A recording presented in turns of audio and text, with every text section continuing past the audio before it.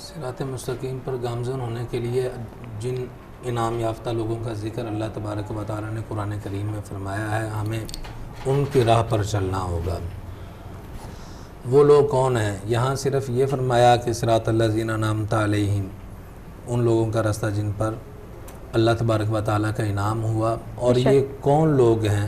دوسرے مقام پہ اللہ تبارک و تعالی نے فرمایا اولئک الذین انعم اللہ علیہم من النبیین وصدیقین والشہداء والصالحین۔ 4 لوگ ایسے ہیں جن پر اللہ تبارک و تعالی کا انعام ہوا ہے۔ پہلے نمبر پر انبیاء ہیں، دوسرے نمبر پر صدیقین، تیسرے نمبر پہ شہداء اور چوتھے نمبر پہ صالحین۔ انبیاء انعام یافتہ اس لحاظ سے ہیں کہ اللہ تبارک و تعالی نے انہیں اپنا پیغمبر بنایا ہے اور انہیں ہر چیز سے معصوم بنایا ہے۔ یعنی گناہ کا تصور ان کے ذہن میں نہیں آتا ہے، بلکہ وہ تو جو زبان سے کوئی کلمہ کہتے ہیں وہ اپنی طرف سے نہیں کہتے ہیں، بلکہ وہ بھی اللہ تبارک و تعالیٰ کی طرف سے ہوتا ہے۔ اور جیسے قرآن کریم میں حضور علیہ الصلوۃ کے متعلق اللہ تعالیٰ نے فرمایا وما ينطق عن الهوى، اپنی خواہش سے وہ بولتے نہیں ہیں، ان هو الا وحی یوحی، کہ جو بھی بولتے ہیں وہ وحی کی زبان بولتے ہیں۔ اسی طرح جس وقت ایک صحابی انہوں نے عرض کیا یا رسول اللہ صلی اللہ علیہ وسلم، میں آپ کے فرامین کو لکھتا ہوں، کیا مجھے اجازت ہے کہ میں آپ کی احادیث کو لکھ لیا کروں؟ آپ نے فرمایا کہ جو میں کہتا ہوں وہ لکھ لیا کرو، کیوں؟ اللہ کی عزت کی قسم اس زبان سے حق کے سوا کچھ بھی نہیں نکلتا ہے۔ اور اگر آپ کی سیرت کی بات کی جائے تو سیدہ عائشہ صدیقہ رضی اللہ تعالی عنہا کا فرمان کانا خلقہ القرآن، کہ جو پوچھنے والے نے پوچھا تھا کہ سیرت طیبہ پہ بھی چلنا ہوگا، تو کیا آپ قرآن کریم اور سیرت طیبہ کو 2 الگ چیزیں سمجھتے ہیں؟ اچھا، جبکہ یہ الگ نہیں ہے۔ قرآن کریم کی عملی تفسیر اگر کسی نے دیکھنا ہو وہ حضور علیہ السلام کی ذات ہے۔ سیدہ عائشہ صدیقہ رضی اللہ تعالیٰ عنہا کا فرمان ہے کہ آپ کا اخلاق، کیا تم نے قرآن کریم نہیں پڑھا؟ سارے کا سارا قرآن آپ کا اخلاق ہے۔ یعنی جو اخلاقیات کا درس ہمیں قرآن دیتا ہے، جن احکامات کا تذکرہ قرآن کرتا ہے، جن نواہی سے رکنے کا حکم اللہ تبارک و تعالیٰ قرآن کریم میں دیتا ہے، تو ان تمام چیزوں کی عملی تفسیر اور عملی نمونہ جو بنے ہیں اور ملت اسلامیہ کے لیے اسوہ حسنہ کی صورت میں جو ہمارے سامنے آئے ہیں وہ رسول اللہ صلی اللہ علیہ وسلم کی ذات ہے۔ تو پہلا طریقہ انبیاء کا ہے کہ انبیاء کی سیرت کو اپنایا جائے۔ اس کے بعد ہے صدیقین۔ صدیق کسے کہتے ہیں؟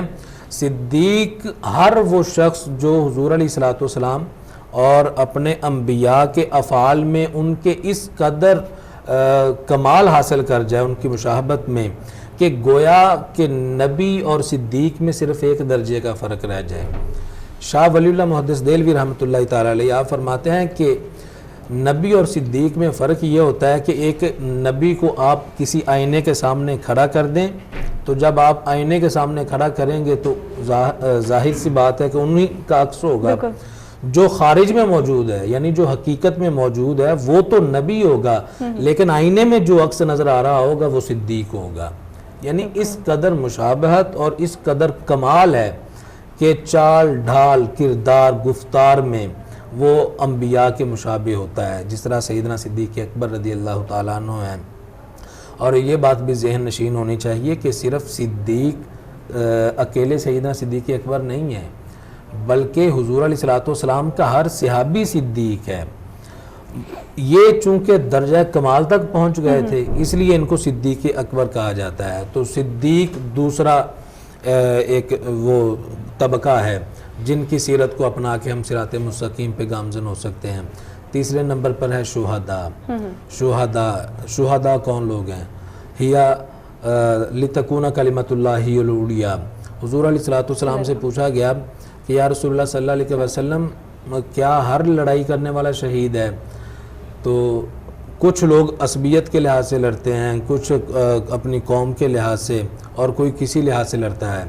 حضور علیہ السلام نے فرمایا کہ شہید وہ ہیں جو اس لیے لڑتا ہے کہ اللہ کا کلمہ بلند ہو جائے، اللہ تبارک و تعالیٰ کا دین کامل ہو جائے۔ تو شہید یہ بھی ایک گروہ ہے کہ جس کے نقش قدم پہ ہم چل کے صراط مستقیم پہ گامزن ہو سکتے ہیں۔ اس کے بعد ہے صالحین۔ صالحین کون سے لوگ ہیں؟ جو ہر وقت اللہ تبارک و تعالیٰ کی رضا کے متلاشی ہیں۔ اگر دن ہے، دن کے وقت وہ اللہ تبارک و تعالیٰ کی جستجو میں لگے ہوئے ہیں۔ رات ہے، رات کی تنہائیوں میں کبھی وہ رکوع میں رات بسر کر دیتے ہیں، کبھی سجدے میں رات بسر کر دیتے ہیں۔ ان کی زندگی کا مقصد ہی صرف ان صلاتی و نسکی و محیای و مماتی للہ رب العالمین، کہ اگر ہم قربانی کرتے ہیں وہ بھی اللہ کے لیے، اگر نماز پڑھتے ہیں وہ بھی اللہ کے لیے، دنیا کا ہر کام، جینا مرنا، اٹھنا بیٹھنا، اوڑھنا بچھونا، وہ اللہ تعالیٰ کی رضا کے لیے ہو جاتا ہے۔ تو یہ 4 گروہ ہیں جو اللہ تبارک و تعالیٰ کی طرف سے انعام یافتہ ہیں۔ اور پھر ان کے انعام یافتہ ہونے کی وجہ کیا ہے؟ اگر انبیاء ہیں، شہداء، صدیقین اور صالحین، ان کی زندگی میں ایسا کون سا مشترک عمل ہے کہ اللہ تبارک و تعالیٰ نے ان پر انعام فرمایا ہے؟ وہ مشترک عمل اور مشترک صفت یہ ہے کہ ان کی زندگی اپنی زندگی نہیں تھی، کہ اللہ تعالیٰ نے انہیں دنیا میں بھیجا ہے، لیکن یہ دنیا میں زندگی اگر انہوں نے گزاری ہے تو اپنی ذات کے لیے نہیں گزاری ہے۔ اگر دنیاوی کام کیے ہیں، اگر کسی سے کوئی رشتہ ناتا جوڑا ہے، اگر کوئی دنیاوی تعلق کسی سے رکھا ہے، وہ اپنی ذات کے لیے نہیں رکھا تھا، بلکہ ہر کام میں اللہ تبارک و تعالیٰ کی رضا تھی۔ اللہ کی خوشنودی کو انہوں نے اپنے ہر کام میں شامل حال رکھا ہے، تو اس لیے اللہ تبارک و تعالیٰ نے پھر ان پہ انعام فرمایا ہے۔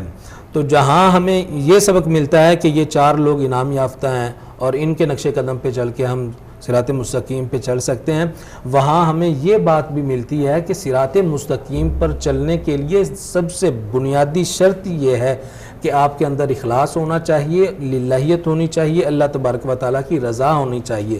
جو میں نے پہلے کہا تھا، اگر آپ کے پاس منزل کا تعین نہیں ہے، منزل مقصود نہیں، کوئی ہدف نہیں ہے، آپ سفر کریں گے اس کا حاصل کچھ نہیں ہے، لا حاصل کی تمنا میں لگے رہیں گے۔ تو پہلے منزل کا ادراک ہونا چاہیے، منزل کا ادراک ہوگا، منزل کا تعین ہوگا، منتہا مقصود آپ کے ذہن میں ہوگا، تب آپ سفر کریں۔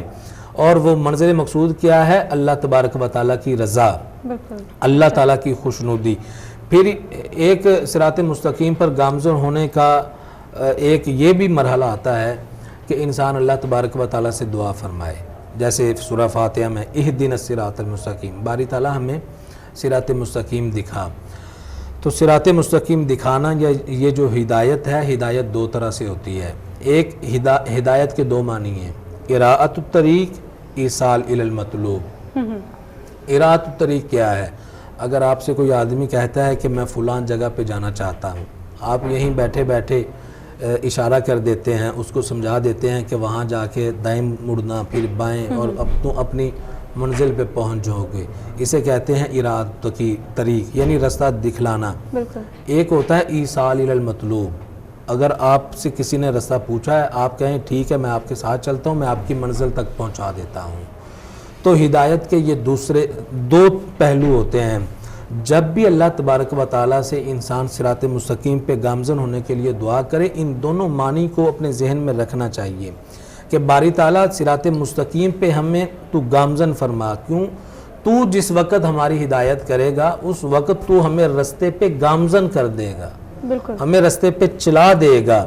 اور یہ جو 4 انعام یافتہ لوگ ہیں، ان سے اراءۃ الطریق والا تعلق رکھے، یعنی یہ لوگ نشاندہی کر سکتے ہیں، یعنی منزل مقصود تک تو پہنچا بھی سکتے ہیں، لیکن جو یقین، اعتقاد اور ایقان ہے وہ یہ ہونا چاہیے کہ یہ ایسے لوگ ہیں جنہوں نے منزل کو دیکھا ہوا ہے، میں ان سے پوچھوں، میں ان کی زندگی سے صراط مستقیم کا تعین کروں اور میں تلاش کروں۔